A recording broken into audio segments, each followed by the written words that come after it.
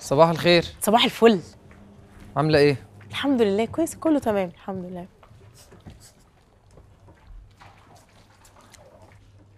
ايه الريحه دي؟ ريحه ايه؟ ده البرفيوم بتاعي بلاك اكس اس فورمين. فورمين؟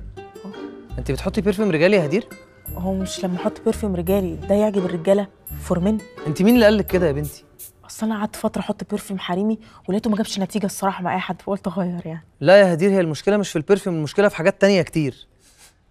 انا بتكلم على ريحه الاكل. ايه ريحه الاكل دي؟ اكل؟ بيض بالبسطرمه وشكشوكه وفول بالزيت الحار. ما شاء الله، حضرتك جبت الاوردر بالظبط. اكل تاني يا هدير؟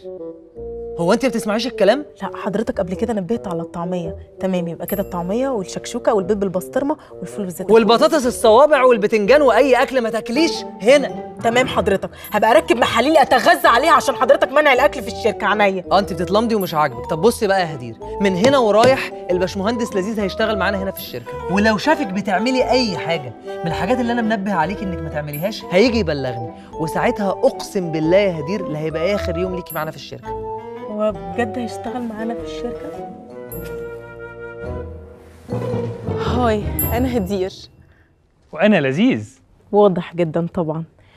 على فكره هو مش بيزعلي كده دايما، هو بس لازم يرسم الشخصيه دي قدامك عشان انت اول يوم ليك يعني معانا في الشركه وكده، ولازم تهابه وتخاف منه. وبعدين اصلا هو ما يقدرش يستغنى عني، ده انا بيتعرض عليا اوفرز من شركات وعرسان يا لهوي، بس انا عندي انتماء هنا للمكان يعني، يا ريته بيتقدر بس يلا مش مشكله.